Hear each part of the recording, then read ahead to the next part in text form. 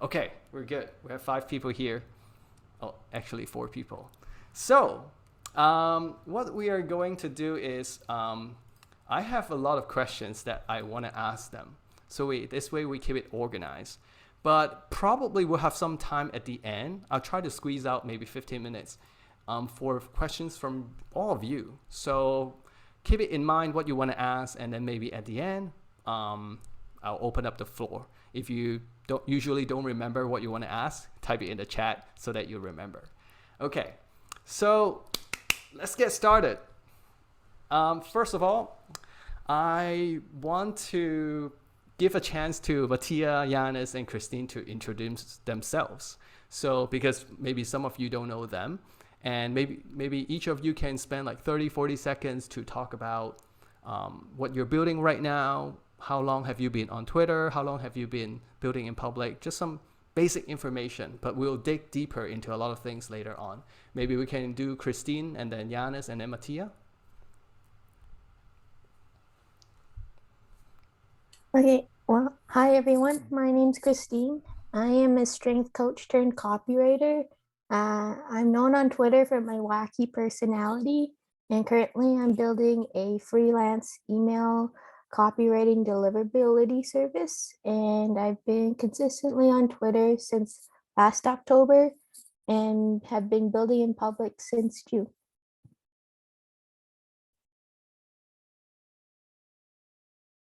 Wow, that was so short.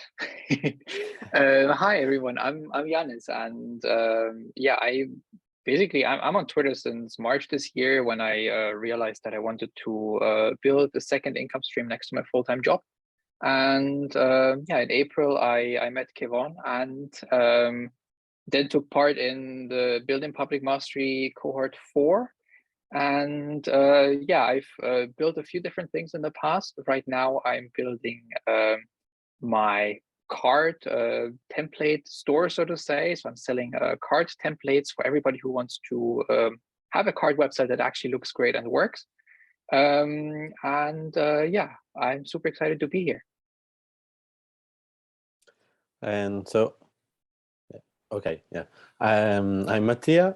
I lurked on Twitter for several years. Then last October, I stumbled upon the Tweet 100 challenge that consists of building the habit of tweeting.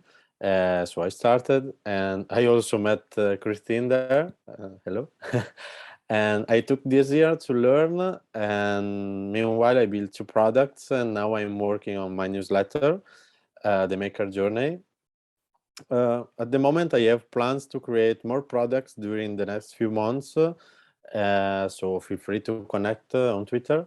And last but not least, I want to say I met Kevon in his Building Public Mastery second cohort last year in November.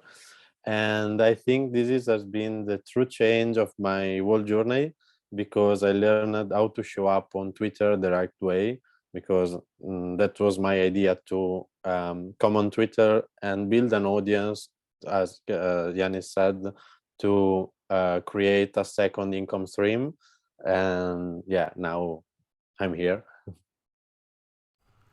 Well, thank you 3 for the amazing intro. Yeah, that was absolutely fantastic.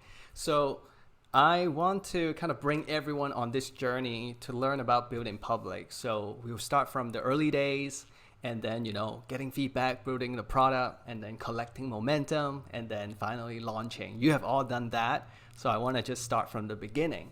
And, a lot of people, probably people sitting here, when they want to build in public, they have all these self-doubts and fears. It is really hard when you haven't overcome that. But once you figure out, it's actually okay to be vulnerable online, it is actually easier, and then you can start focusing on all these like business optimization. So I'm really interested to hear your pre-building public kind of journey. So can Christine and Jannis, you two, share a little bit about what it is like before BIP, build in public? Yeah, so for me, before BIP, some factors that I was worried about was like being self-conscious of like feeling like an imposter, or like what I'm promoting online, like what I'm sharing with content, if like it wasn't like qualified. The other thing was like vulnerability was a huge part for me, and that was like the biggest transformation with Build in Public Mastery, was that I was worried about what other people would think if I shared my failures.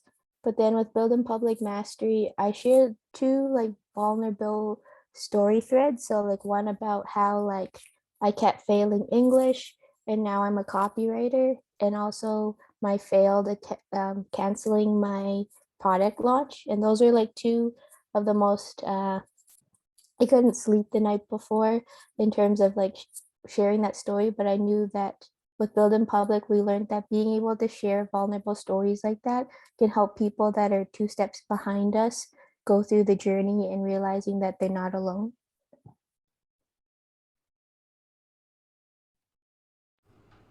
That's great. Jannis, what about you? Yeah, for me, I think it was pretty similar. So before, or back in March, when I started to, I don't know, take Twitter serious, after having a dormant Twitter account for years, I felt pretty much the same. So I'm a self-taught developer. I've never done any coding bootcamp or university or anything. I just taught it to myself. And I saw all of those cool projects, like people building software as a service businesses and so on. And I always thought, well, I actually don't know anything. Like, how am I allowed to now participate in that if I don't know what I'm talking about? And I mean, yeah, on the one hand, the Build in Public community really showed me that it doesn't matter. Like, you can build something in public that's not a software product. And I think lots of people from our last cohort showed that they can do that you can build a service business in public, for example. But yeah, in my early days on Twitter, then I did something that I think a lot of people do in the very beginning, which is just copy big accounts. So I just, like looked at the accounts that have 50, 60, 100,000 followers. And I just did exactly what they did, which was wisdom bombs, how Kevon calls them. I just, retweeted random stuff. And even if you go now back to my profile in like March, April or so, you see that there's a lot of random stuff.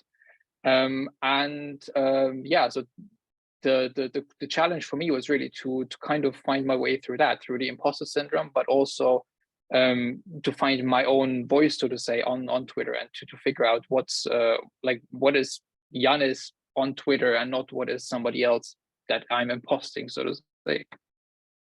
If that makes sense, I don't know. Oh, totally. I was gonna ask, like, who here has copy big accounts or like focus a lot on big accounts in the early days? If that's the case, raise your hand. Yeah, almost everyone with camera on raised their hand, so it's so common. Thank you for sharing that. What do you call that, past life? Okay, and then now with the introduction of Build in Public, there's so many definitions out there. Like, everyone is like, oh, sharing revenue is building in public, but some people say no, if you write openly, that's building in public. I'm interested to hear, what's your definition of building in public after doing it for maybe 6 to 12 months? Can we go to Mattia and then go to Christine?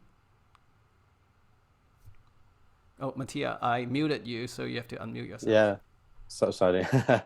Well, my biggest learning is that everything is building public now. And if you remember, I once said that in one of our calls.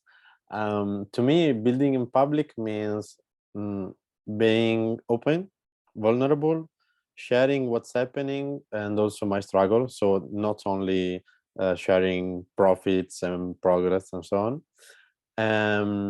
Before, I wanted to give my tweets a tone, failing, of course. But now I know I don't need to be on stage all the time. Quite the opposite.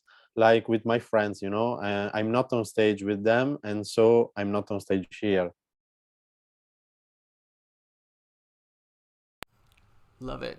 It really changes how you approach it when you're not on stage anymore. Absolutely. You become part of the circle. Christine, what about you? What's your definition of building in public? Yeah, so I think like I had a different definition before BIPM. I thought building in public was just screenshots, which it partially is, but there's more to it. So like more than just small updates. I think something powerful was that realizing that people want to know why you are documenting the way you are, like why did you make that update, and knowing like the behind the scenes. So for me now, build in public is about documenting the journey and sharing the story of also like the good and the bad, well not bad but like the failures, as well as being vulnerable, as well as like incorporating your personality there. So it's not like a software update, but it's like you actually see this human being and you're part of their journey. Okay, putting you guys on the spot. Do you think build in public is a good marketing tool? Because a lot of people say it's for myself, but of course it's a good marketing tool. How would you weight it? If your left hand is marketing, how is it even or is it more? Maybe Christine? Like I was talking about earlier, I'm a copywriter, and copywriting, we also do marketing too, right? And um, originally, so the story for me was that I thought that when I had to sell a product, I had to be like a sleazy car salesman who was very pushy, like the traditional, like you have to push people to sell. But like for me, um, the reason why I joined Build in Public was actually Mattia, because he had produced two products. And it didn't even feel like he was pitching at all. He was just sharing his journey of how he's developing these two products. And like when he announced it, he had so many raving fans. Like I remember my whole feed was like retweet, retweet, retweet of his product. And I think it was because he was sharing his journey and documenting. It didn't even feel like marketing. It was just like a friend updating a friend about their product launch. Okay, speaking of which, we have to get there soon, right? Like a lot of people want to know how you got 1,100 people from that to a product, but we'll get there. We'll get there. Okay, now that we talk about the early days, let's get into building in public for the product. So all of you have some sort of success in doing this. Like Mattia, more than 1,000 people. Jannis, you built tools for creators and launch it in 21 days in the last cohort. Amazing.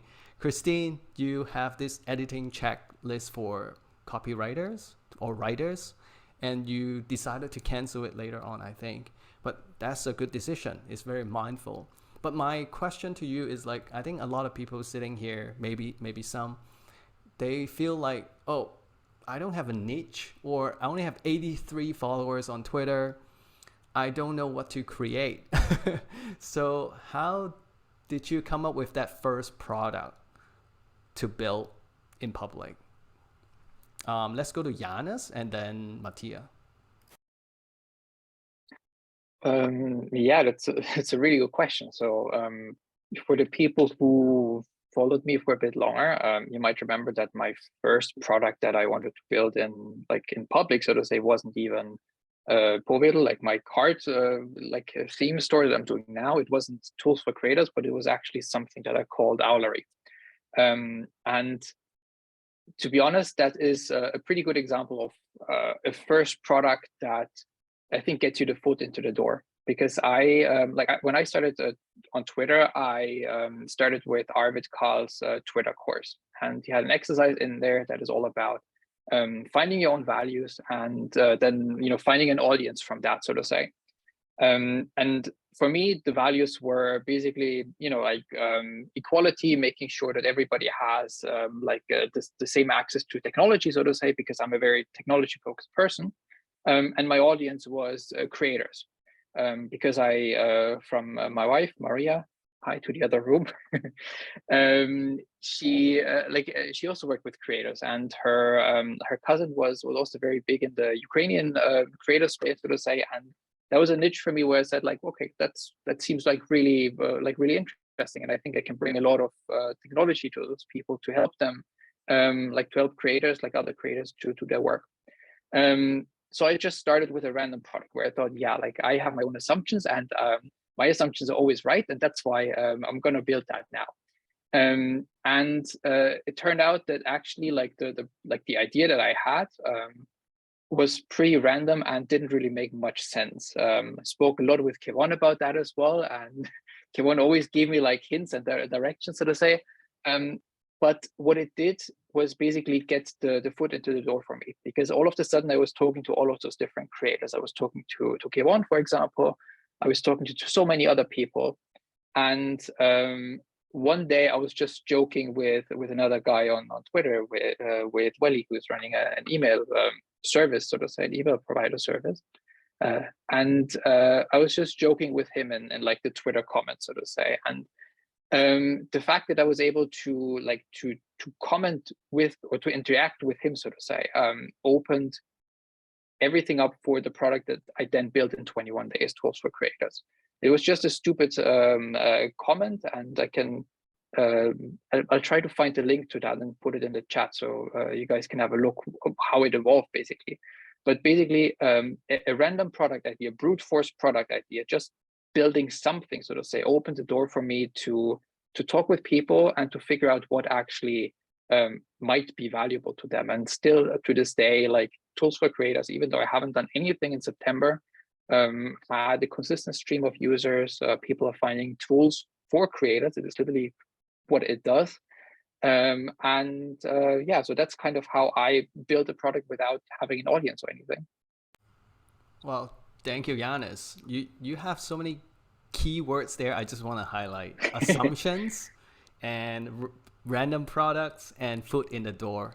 That's amazing, because a lot of people think you need to have the perfect idea before you do it. No, it's just assumptions. What about Mattia? What's your first product and how did you go about it?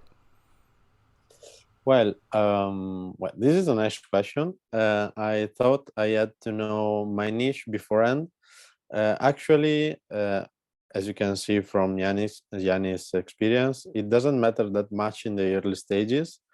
For my first product, I was playing around with Notion, and I shared the preview of the task planner on Twitter. Christine saw it, and so I created a version for her. But know what? Actually, other people wanted it, so I ran a giveaway, and it led to many people, hundreds of people. Then I also built the second product, scratching my own itch. So my suggestion is to explore things, share them publicly, and see what sticks. As Jannis said, a foot in the door, no? So I want to ask you a follow-up question, Mattia. You said the first product was Notion for tweet prompts. So you're combining your love for Notion and Twitter. And just to test that was the second, yeah. Oh, that's the second one. Yeah. Okay, and now can I ask, do you still want to focus on something related to Notion and Twitter? If yes, that seems like a great journey. If not, then how do you think about it?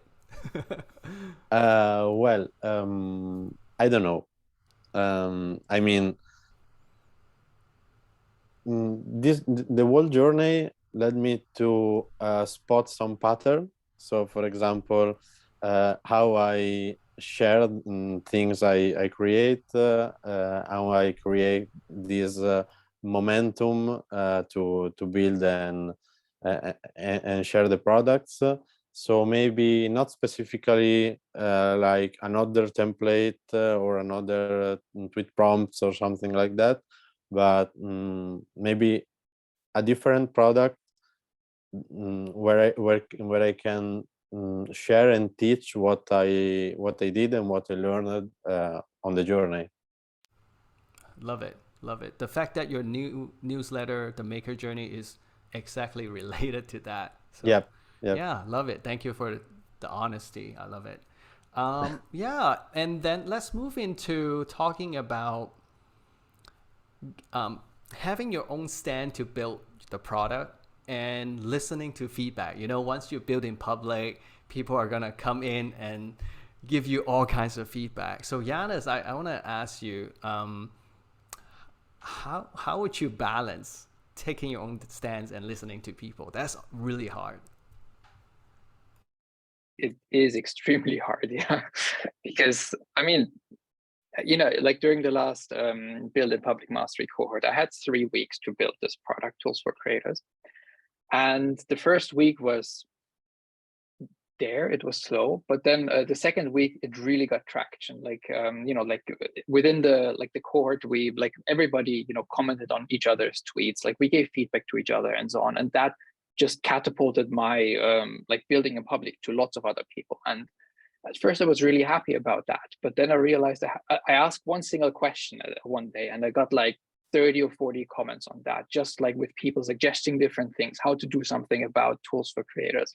And that was really overwhelming. I remember that day we also had a workshop for the cohort, and I was really stressed out at that point because I thought, how can I integrate all of those opinions there? And I think it was you, Kevin, who said in the cohort, in the workshop, then that in the end it doesn't matter. Like you need to filter out the noise, and that's kind of what I did. And I didn't really build something, but I realized something, and that was that the one person who is always on Tools for Creators is also with us right now in this Zoom call, and she's smiling right now. It's actually Christine, because Christine, from the very moment I introduced Tools for Creators, she was always super excited about it, and she every day she would message me and I was like, I just found a new tool on your site. This is really cool. Like this helps me so much with this and this and this, and that. At some point it just clicked, and it was like, okay, well, I found my ideal user now, and instead of trying to please every single person, the only question I ask myself now: would this actually help Christine? Would this feature or this tool or whatever, would this be something that she would message me about and say, Jannis, this is so cool? And it works up to this day. So Christine submitted a tool last week that she wanted to see on the site. I put it on the site and completely forget to tell her about it, that I implemented it. And today in the morning, I just woke up to a message from her. I think it was last night. I just saw a message from her just with the link that she found it there. Because Christine is, for me, the ideal user who just spends a few minutes on the site. And this is why I trust her with everything that she has to say about it. That doesn't mean that I'm disregarding all other opinions, but the question for me is always, would Christine use this? And if I'm unsure about it, I just message her. And that works for me perfectly. Okay. I hope, Christine, you're using the website every single hour because it's built for you. Sometimes she is. On Google Analytics, you see this one person who's always online. I have anonymized analytics on the site, so I don't see individual people, but I see regions based on the browser settings and everything. And there's always that one particular region in Canada where I know that Christine lives that is always very active and has the longest time spent on the site and so on. So we have a little chat going on where we sometimes talk about that. Yeah. Love it. I love how you identify the perfect user, the persona, and then just listen to that and filter the other ones. So Jannis, you said you got 30 replies for your build in public tweets on second week. Well, that's really good, but a lot of people, they actually feel like tweeting in the void, crickets, no one is listening. Now I want to ask Christine, when I go to your Twitter, it feels like everything you talk about, there are always some sort of replies, at least 5 to 10, and then likes at least 20, 30s. That's pretty good, honestly, in today's Twitter world, because a lot of things have changed. So Christine, I want to ask, for people to do this, they need to have a lot of trust in you. So actually, how do you make sure that happens? If people are tweeting into the void, what is that one thing you would tell them based on your engagement experience?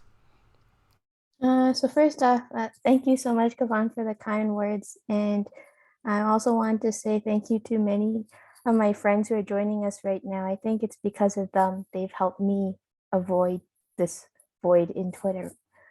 So for me, a bit of a small backstory. I was actually horrible at engaging when I started. So I actually started on Instagram, and I thought that, okay, because like I did like 6 years of kinesiology in school. I like coached 300 people. Like, oh, I should have the credibility and value, and people would just come to me on Instagram. So I would just post and just wait for people to reply, which is not a good way to do it. So when I went on Twitter, I noticed I changed my perspective, and what I did was I realized, well, it's kind of like a party where it's like if you want people to come to your party, you also want to have like a balanced relationship, and it's important of the balance of like give and take and engaging in the community, because when you engage in the community, people will start to see that you're more than that, you're actually a human being that wants to like be part of a community versus just a robot who has like, I don't know, auto response type of thing. So for me, what I found really valuable was kind of what Mattia talked about, was that when I came back to Twitter last October, my goal was to make friends. And I highly recommend Kavan's How to Make Twitter Friends email course. But I made one friend, and that was Mattia. And we were both like on day 7 of Tweet 100, and everyone else was on day 70. And I was like, oh my, like I'm very fortunate to have met him, because or else the journey would have felt really lonely. And having just made one friend who's on the similar path to you just makes it feel like it makes you feel more accountable, and like someone will support you. Like every day I knew that Mattia was gonna like we were gonna chat somehow, whether it was like our intense like Twitter comment threads, and it just kept going. And what was neat was that like people around us started noticing. Like for example, our friend Louis was like, wow, you guys are really having fun. Like just commenting in public, and people were seeing that, and then they started inviting us into this community. And I think that's really important, is that you find one friend or one community that helps you at the beginning to like keep going. Because now, like I met Mattia a year ago, and now we still talk about like pizza and chicken nuggets and random things. And I think that's really helped me in terms of engaging in public. That's awesome. That's beautiful. Thank you, Christine. It's kind of like transferring to a new school where you don't know anyone and you just need to make like 3 friends, and then your high school life is so much better. So now let's move into the next part where we're building in public to collect momentum, to get traction. Mattia, so, on the event website, I put it that you attract 1,100 people from your 2 products. So people put in their email, download your product. Let's talk about how you actually generate that momentum. Like a lot of people, when they launch a product, they would just be like, oh, I'm ready. The product is done. Let me just tweet. Today, I announced the launch of this product. Is that what you did, or did you do it differently? No, well, I actually collected momentum before it was even a thing, I also see too often that people announce something or give it away and fail because, well, people are not ready yet to listen or, to get it. So I come from marketing, and in marketing, you should warm up your prospects. And the foundation of the building public mindset is to share things along the way at different stages. So usually I take 3-4 weeks at least to start talking and involving people about what I'm doing. Then only then I launch. So for example, in the launch week of my newsletter, I got 100 subscribers. That it's way more than I expected, but this is because people were waiting and craving for it,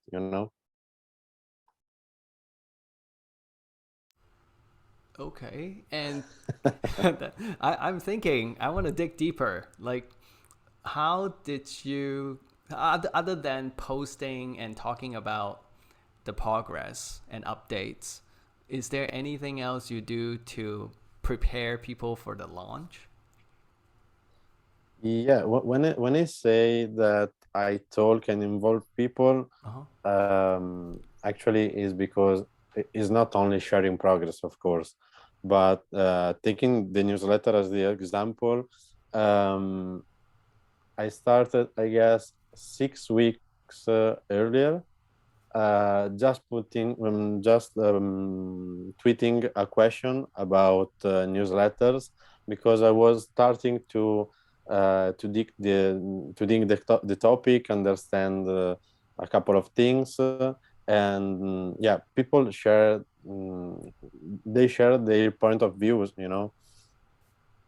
So it's not only about sharing the progress, but also talking with people, and a few conversations sparked from there, in comments and also in DMs. And so my idea is to talk about the topic, not specifically on what you are doing, but to plant the seed, you know, to to grow something in the mind of people while you are doing them. Not sure if I'm just Yeah. trying to. No, that's good. Yeah. I especially love the point that you talk about talking to people, conversations, because even if you're just like posting these build public tweets, it's not enough. Like that connection is so fragile, but you actually Yep. spend time talking to everyone and they become your super fans. That's really good. Um, and then let's move to another question I have, because usually people, when they show up on Twitter, they're like, just, oh, I can talk about this and that. But because there's no time frame, people, may lack a motivation to follow that journey. I personally find that when you have a start date and an end date, people are like, oh my God, I want to see like what Jannis can build in 21 days. That adds excitement. So Jannis, I want to ask you, 21 days is actually really short. I don't think you can do a lot. So in your opinion, what's the ideal time frame, and what's the pros and cons of having such a short time frame to launch something? What's the ideal time frame? That's a good question. I don't know. For myself, I found that 21 days or 3 weeks is actually, I think for me, the ideal time frame. Like it's long enough that you can take a few days to think about something, to share about it in the very first stages. Also, like Mattia said, like to kind of put your feelers out there and see what like how the situation actually is. But it's also short enough that you don't build out like a super sophisticated solution. So the tools for creators that you see now is, well, about 4 or 5 months old now. And to be fair, I haven't done anything for the last 1.5 months, but the very first version that I launched after 3 weeks of building in public was a lot less fancy, so to say. So in terms of time frame, I think, like for me personally, 3 weeks is really good, because you have like that intersection between being able to think about stuff, but also not overcomplicating things. But as you said, there are lots of pros and cons about that as well. And the big negative points that I experienced in those 3 days, it's like mainly two, which is, well, it was extremely stressful. So I have a full-time job, so I work 40 hours a week. I had 3 weeks of the cohort, which was 2 to 3 calls a week with homework, with watching all the videos and so on that you provide. And then I was building that site online, which should have certain functionality, and maybe like 3.5 thing. At that point, I wasn't really proficient in like the programming tools I was using, because I tried to incorporate some new technology as well that I have never worked before. So that also came to that. And the second point I already had touched upon before as well. The more you ask, or the more you build in public, the more opinions you get. So balancing those were, like, especially in the early days, was also really like hard for me, but I managed with the help of Christine. But like for me, the positive really outweighed that, because I set myself a deadline, and as you said, Kevin, like it gives you a clear start date and gives you an end date. So I also knew for myself, well, worst case, if it fails, like if nobody wants to use it, I spent 3 weeks on it, and not half a lifetime. So worst case, I can just shut the project and it's done. As I've actually done with a second project of mine last month. And what I also noticed that like the time frame just gives people a certain expectation in the sense that if I say today, okay, in the next 3 weeks I'm going to build XYZ, then I don't know, Mattia, Christine would see that and just say, oh well, my friend or like the person I'm following on Twitter, they're building something in 3 weeks, so they're expecting to see something. And I also noticed that like the people that you involve from the very beginning, they stick there until the end, and they're the ones that celebrate you in the end. So to also maybe go back a little bit further, when you ask Christine about marketing, is building in public marketing, in that sense, very much yes, I think. Especially if you give it like a certain time frame and you say, I'm building something in public for a certain period of time, I think that is classic marketing. But I also think there's nothing wrong with it, because it gives a lot of validation to a product or to a service, to anything you build in public. And in the end, you have something that you can either show and be proud of, or after 21 days or after a certain time frame that it's simply not worth pursuing, so to say. Yeah, I just want to say you built a kind of like it's not a SaaS tool, but a web product in 21 days. That's pretty impressive, like from scratch. But I don't want anyone in the audience to think that you have to build something super big in 21 days. It could be like you can write a guide, you can add a new feature to your existing product, you can, I don't know, add a new module to your course. It can be something small, but when you launch it, people are still excited to see that new thing. So we're here. Just to add to that Jannis, quickly, maybe. As I said, it was super stressful those 3 weeks, and I would actually not recommend that to anyone.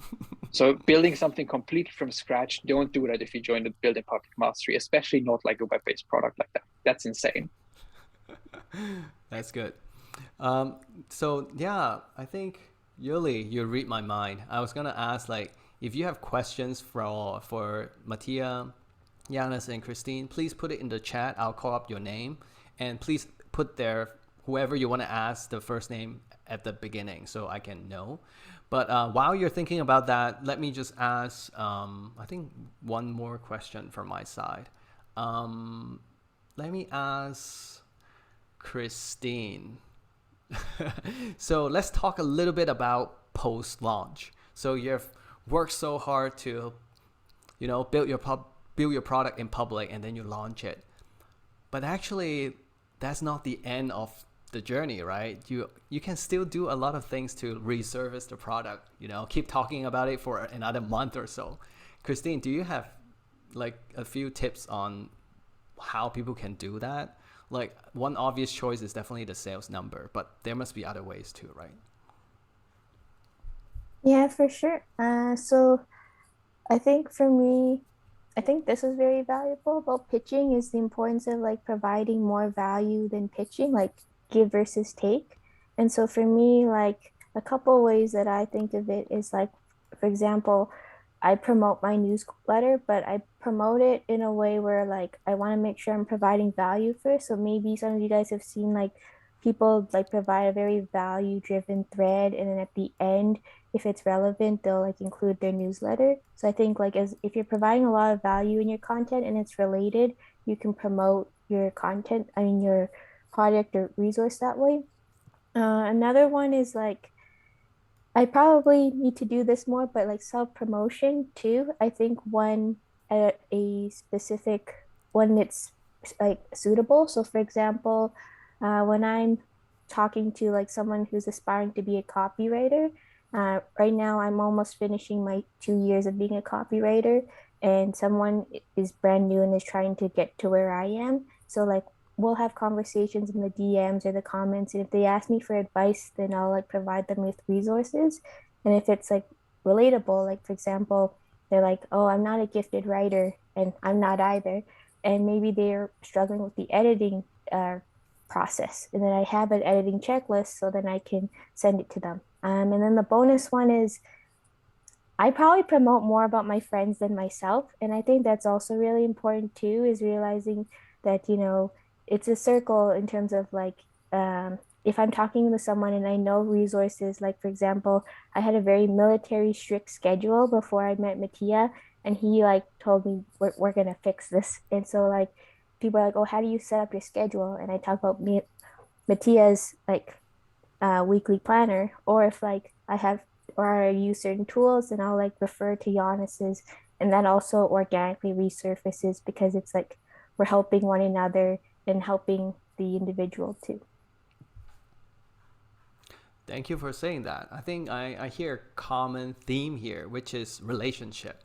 A lot of people think, oh, I need to grow a huge audience. But behind the scene, it's all like one-to-one relationship playing a big part. So, all right. Well, thank you for sharing all this. I'm so lucky that Jannis and Christine are actually going to be mentors for the next cohort. Mattia was the mentor for the last cohort. And you guys all know them already at this event or maybe before. So make sure if you need friends on Twitter, they will definitely be the first three. So make sure you connect with them.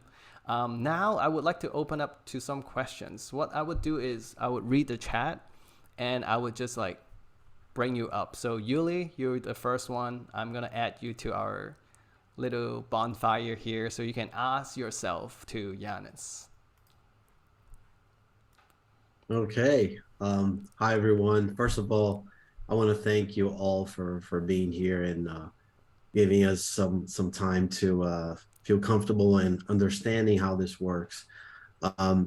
So as you were talking, I'm taking notes here, and I think one of the most important things for anything that we do in life is having clarity, right? That kind of open up doors to all the opportunities and things that so you can be your best out there. So with that in mind, I always thought of what am I going to build? And then it comes back to what I heard once from Tim Ferriss. They said, if it were easy, what would it look like? Right. And sometimes we have like the answers right in front of us. So Jannis, you were saying something about the assumptions, right? And I think that not falling in love with your product can really help. So it opens up your ears. And I think that's part of building in public, right? Open up your ears to what people have to say about it. So the question is, if I'm seeking clarity, if I'm not making assumptions and all of that, and the easier route to get started actually to focus on a tiny product so you can actually gain momentum and all of that? Or is it better to spend more time and intensify your efforts and build a medium-sized product for supposedly more impact? I mean, which is the right way to go? How do we balance this? Yeah, that's a really great question. And if you asked me that a year ago, I would have probably given you a different answer. But now with having built in public for the last, I don't know, 6-7 months or so, pretty actively, I would definitely go with a super tiny product, or creating something like the theory of a minimal viable product. To build something that actually I don't like the term minimal viable product. Build a tiny product that that has so much value that it really helps people. That shouldn't be like a huge thing. Like tools for creators in the very beginning was literally a search bar where you put in what you wanted to do, and it gave you a list of tools. It didn't have like all of the fancy filters that it has now with like free products, etc., etc. But if you build a tiny tool that that your audience, or you think your audience, can get massive value from, then yes, as you said, like this can open the doors and the momentums to a lot of different things, and you can always expand from that. Like lots of tools that I don't know, the build in public community is using on a daily basis now started exactly from that. Like that somebody had an idea and they tested it with one subsection of that, built that out in a way that it creates a massive value to a small set of people, and then expanded it from there. So I see it kind of like an onion, basically. You have like a core and then you build around it. Yeah, And I think that is something that you can definitely do in the cohort as well. It like even with like, you know, don't even think about doing something like I did, because it was crazy, and my wife can attest to that. It was 3 weeks of hell, especially the last couple of days. But if you can just minify that and, you know, like do it in a small like scheme, even with like no code tools or something, or not even with tools, like just something that provides so much value for people that they trust you with that problem after that they know that, you know, you are the person that they go to for that specific problem. Because now if people think about, well, I need a tool for that and that, I get DMs all the time for that. So I'm the tool guy now, apparently. Never planned on that, but it's what I am now. I know, right? And just a quick follow-up, do platforms really matter? Like, should I deliver it as a PDF or in Notion, in Trello, and this and that? Because I think that, let's just put it in a way, like I have a Trello board that I really like, but if I do share that, it feels like, you know, the target audience, friends or whatever, right? They kind of need to know how to go into Trello and move around and all of that. Now, if you put it on a PDF, it becomes easier, right? So the question is how to deliver your message. I like a very quick answer to that. I like always go where your audience is. If your audience is on Trello, then deliver it on Trello. If your audience is using PDFs, then do a PDF. Like it shouldn't be it shouldn't be a platform that is universally usable. Like, you know, everybody in the world should use it. Your audience or the people that you want to provide value for, they should be able to use it. And if that's Trello, then that's perfectly fine. Yeah. Thanks a lot, man. Appreciate it. Thank you, Yuli, for the amazing question. Let me just remove you here. And then thank you, Jannis. So Zen, is it Zen? I hope I pronounced your name right. So your baby is sleeping. So let me ask your question for you. So the question is to Christine. Christine is her pen pal. Zen wants to know what makes your newsletter so unique and interesting, because every time she read it, she wants to read till the end and she wants to reply to you. So what's the secret sauce there? Well, first off, thank you so much, Mike. So for people who are in it, they might notice I'm very wacky. I'm not, I say weird words like flippers and jolly. And I think it's just like sharing your personality and being who you are. Like with newsletters, it's a bit more intimate. Like not everyone is like kind of like on Twitter can like lurk around. Well, at least with newsletter, it's like people actually subscribed and like the area is a bit smaller. So I think like in those places like newsletters, you can kind of like voice your opinions and stuff, and it's less like you don't really have like as much negative comments and stuff as you would on Twitter. So I can just express myself. Like how I talk in my newsletter is how I talk in real life. So when I say words like chicken nuggets and stuff, I actually say that a bit. So I think with my newsletter, it's about I emphasize personalities because like, you know, there's a lot of talks about like people using templates. And so for me, I actually don't use very many templates. I use prompts. Like for example, I even use Mattia's database as an idea for even for tweets, but for also my newsletter and copywriting. So like getting ideas and seeing like the conversations that's happening on Twitter also, and seeing like what if people are actually talking about it. I noticed there's like a good correlation with like if my tweets are doing well, then generally when I talk about it in my newsletter, I know that this is a topic of conversation that interests people. That's amazing. How important do you think personality is on Twitter? Like from 1 to 5, 5 being like a super important. I think I'm on the higher end. I think like I would say 5, but I think it's because like, okay, like there's so many email copywriters out there. How are you going to make yourself different? Like everyone can talk about headlines and subject lines and stuff, but how are you going to make your information different from other people? And I think that's like a percentage of it is like injecting your personality in there. Well, thank you so much. Yeah, that's good. Yeah. Anyone has any more questions? I see Yuli's hands up. Anyone else? I want to make sure everyone has a chance. A lot of camera off. Okay. Yuli, you're up. Oh, we get we get another question. But Yuli, you're up first. Yeah, it's okay. You can go first, and then we'll go to.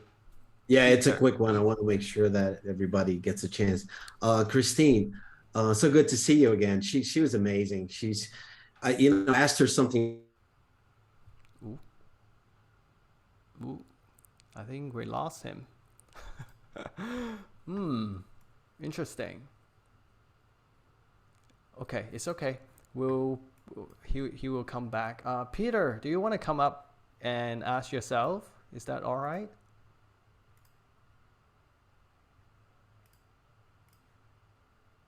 Or do you want me to ask for you?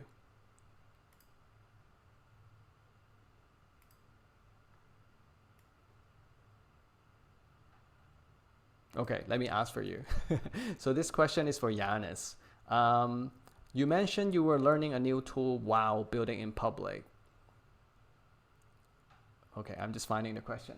How come you felt that you had to do that? Like, why did you pick a new tool? There's a very simple answer to that, because I wanted to challenge myself, because I also see that, like, I'm not just, I mean, I'm building in public because I want to build a business. So it's like for the long run, this should be a second, third, fourth, whatever income stream for me. And that also means personal development. So I wanted to implement a new technology, so to say, because I felt like it, because I wanted to challenge myself with that. It was absolutely not necessary, but it felt right at the moment. 3 weeks later, it didn't feel so right, but I already made the decision. I get always pushing yourself. All right, Pancha has a question about newsletter. I don't know if you want to ask that again, Pancha. Do you want to come on stage? Yeah, Christine actually responded in the chat, but it was basically asking whether there was a sort of newsletter how-to guide that she recommends, because there was a few out there that I was kind of looking at from various people, and I was kind of overwhelmed with choosing one. And I think she's recommended newsletter Launchpad, newsletter Launchpad on Substack. So if there's anyone who can recommend another one that they find useful, that would be great as well. So thank you. I have a PDF, I think, on my desktop. I can send you right after. And speaking of the topic of newsletter, I'm actually interested to hear from Christine, Mattia. I don't think Jannis has a newsletter, but yeah, I'm just going to ask. When we talk about building in public, like, we often think about social media because that's where, all the people are. But newsletter or emails play a big part as well. So how do you think about the two? How do you connect them? How do you use them in parallel? Can I get some opinions?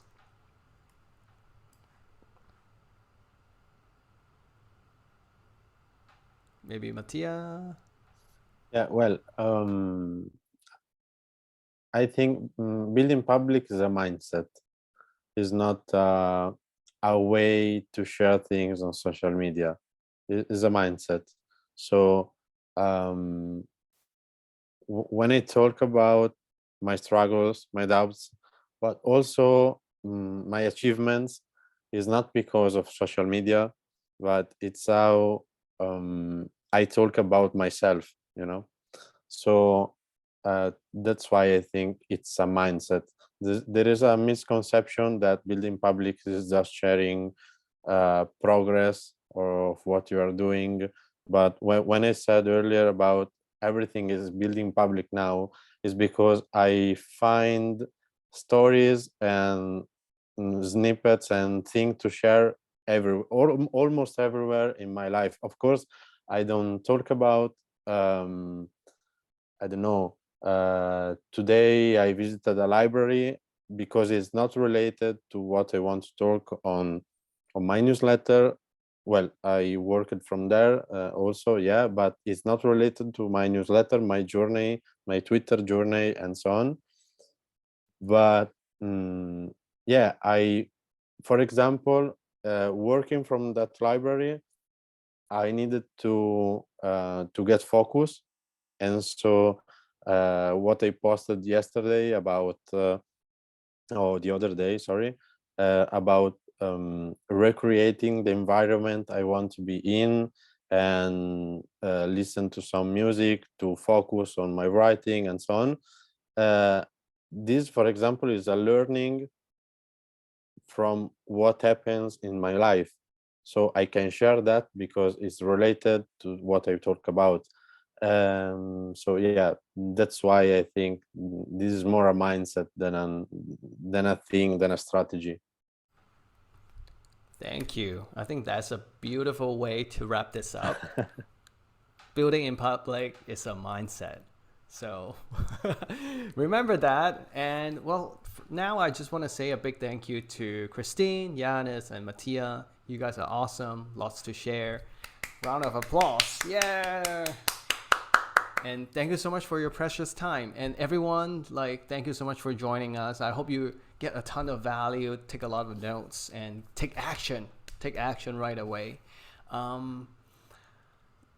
I usually like to take a group photo, but I actually cannot see how many people we have here. Do you guys want to take a group photo?